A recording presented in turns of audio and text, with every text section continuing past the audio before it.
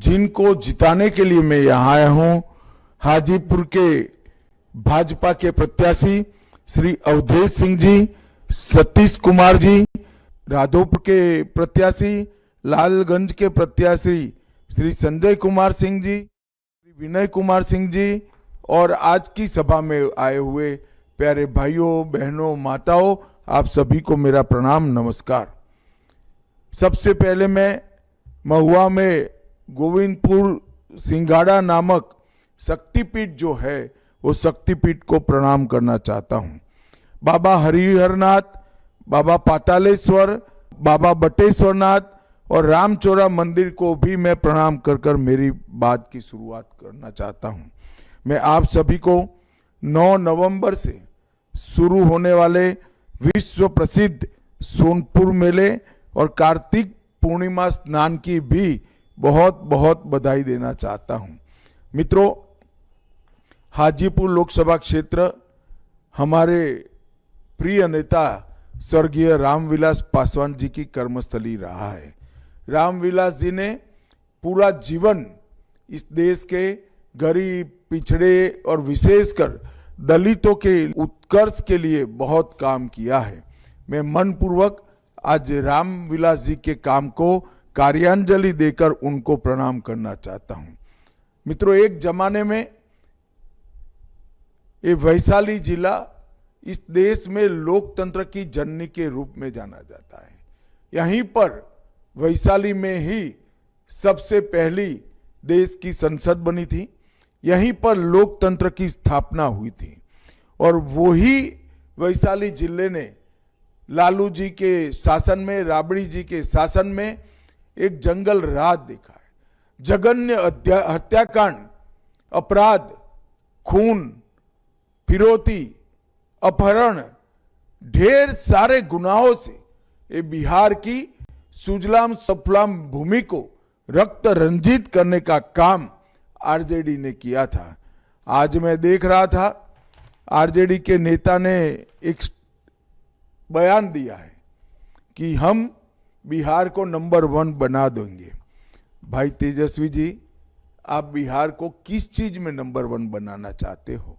नीतीश जी ने बड़े प्रयास से 20 साल में कानून और व्यवस्था ठीक की है।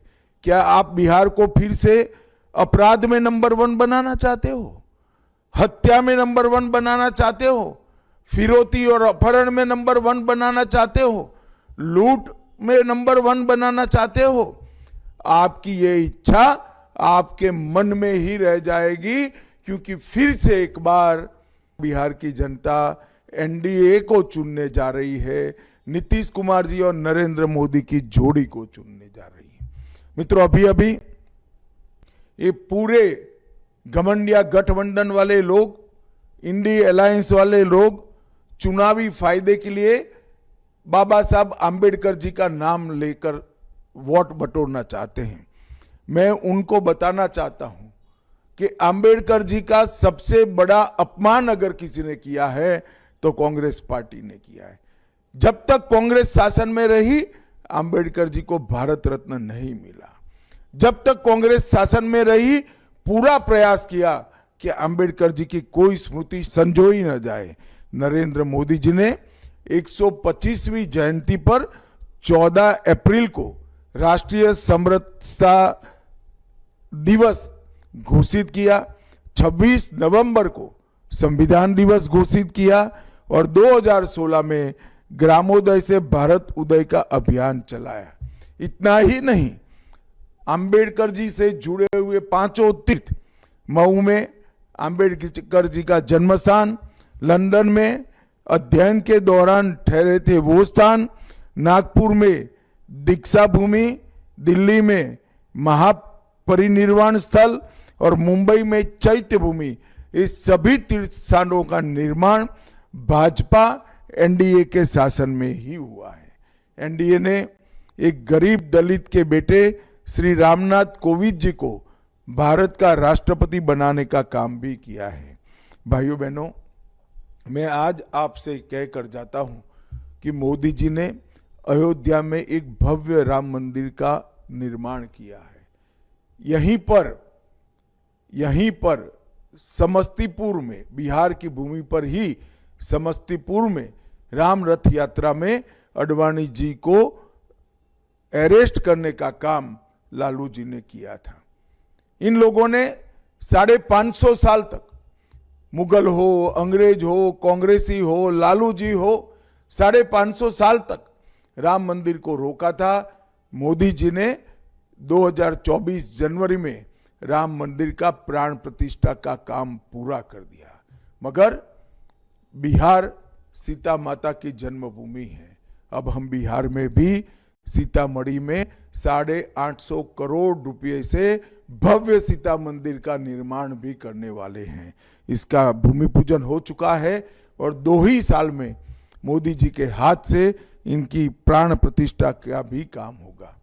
मित्रों, मैं वर्चुअल माध्यम से बोल रहा हूं, ज्यादा बात कहना नहीं चाहता, परंतु अंत में मैं आपको पूछना चाहता हूं, क्या बिहार की मतदाता सूची में घुसपैठियों को मत देने का अधिकार होना चाहिए क्या?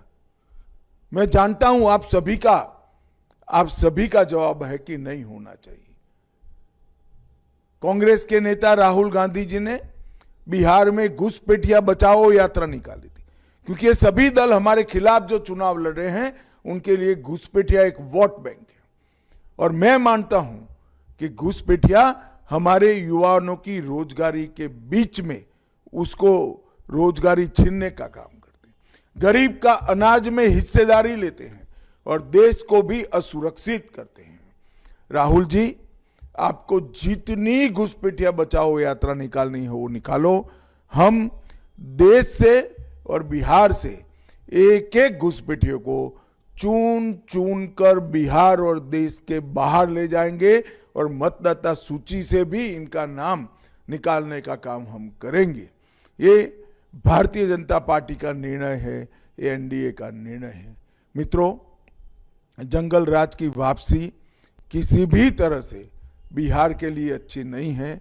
उसको रोकने के लिए फिर एक बार आपका आशीर्वाद, 20 साल से आप आशीर्वाद दे रहे हो, फिर एक बार आपका आशीर्वाद नीतीश जी और नरेंद्र मोदी जी को दीजिए। बिहार में एनडीए की सरकार बनाइए, हमारे सभी प्रत्याशियों को प्रचंड बहुमत से जिताइए। वंदे मातरम। भारत माता की जय।